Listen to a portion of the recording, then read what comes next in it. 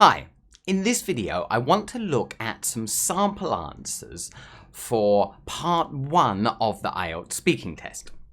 And I want to focus on the topic of shopping, something that a lot of us are doing a lot of at this time of year.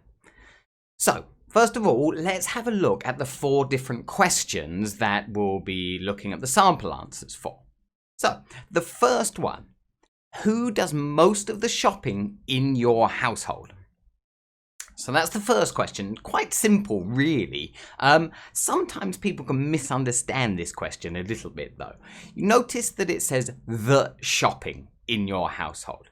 Now, the article the here changes the meaning of this a little bit. It doesn't mean who enjoys shopping the most, right? Or who goes shopping for fun. Here, the shopping means like the weekly shop for food and not really interesting things like grocery shopping, I guess. So you got to be careful here that you talk about that and not specifically who shops the most. Anyway, let's move on to the second question and have a look at that. What kind of shopping do you like doing? There we go. Nice and simple, that question. It just means what do you go shopping for usually? It's a question in the present tense again. Quite simple. The third question, is shopping a popular activity in your country? So again, a pretty simple question in the present tense. And the fourth question, what types of shops do teenagers like best in your country? Common kind of question that we'll get in the IELTS test, asking you about your country and things in your countries. So, those are the 4 questions. Not too difficult there, pretty simple, all focusing on the present tense and all focused on the topic of shopping. Some of them shopping for pleasure and then some of them shopping, the kind of shopping we have to do and we don't have a choice. So, let's now look at some of the answers to these questions. And I'll analyze the answers a little bit after I give them to show you why they're really quite high-level answers, the kind of answers that a Band 9 student would give. So, let's have a look at the first question and answer. Who does most of the shopping in your household? There isn't one person who does most of the shopping. I'd say it's a shared responsibility because we tend to go shopping together as a family. So, you can see there, I've given a nice short and simple answer. Just 2 sentences. These are the guidelines I tend to give students that they should try to give 2-sentence answers in part 1. I've been quite clear with the first sentence and said that there isn't just one person who does most of the shopping, and then explained why with a short reason that we go shopping together as a family. Quite simple, nothing complex there. Let's move on to the second question. What kind of shopping do you like doing? I quite like shopping for presents for people's birthdays or for Christmas. My favourite type of shop would have to be a bookshop. Okay, so that's the answer there. Again, a 2-sentence answer, nice and clear and direct. We're copying words and grammar from the question. We're giving the answer in present tense. I quite like. We're not changing the form of the verb. Also, we're using vocab from the question, the word shopping and the word like. Then we give a nice direct answer and also add a bit of detail at the end about the favourite type of shop. Quite a simple answer again. Let's move on to the third question with that answer. Is shopping a popular activity in your country? Yes, it's very popular.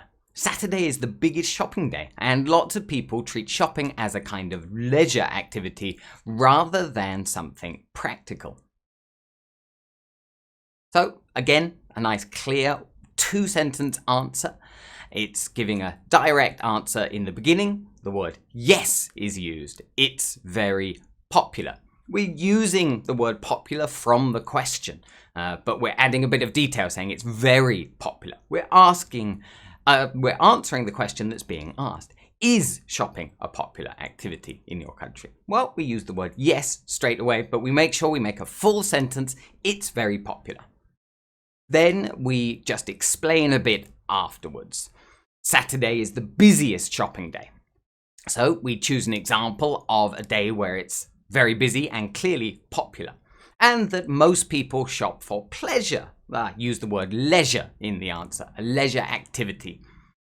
And instead of something practical, we're using another nice adjective there, but to say that something's practical, you're doing it because you have to, not for fun. Let's move on to the final question. What types of shops do teenagers like best in your country? So again, a question in the present tense. Let's have a look at the answer.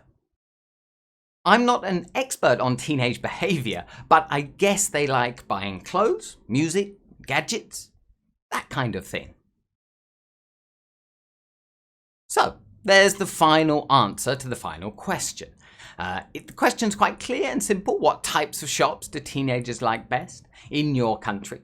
So we've given a pretty clear answer, a short answer, not a long answer, but we've shown the examiner that we don't really have that much knowledge on this topic. We've used the phrase, I'm not an expert on, and then what they're asking about, teenage behavior.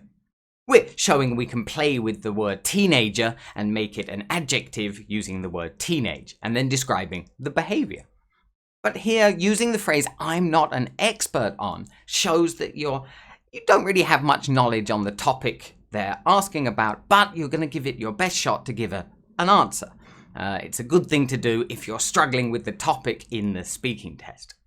But then I make it clear that I'm going to try and give an answer using the word but, and then I guess, showing that I'm not 100% sure again. And then give some examples, buying clothes, music, and gadgets.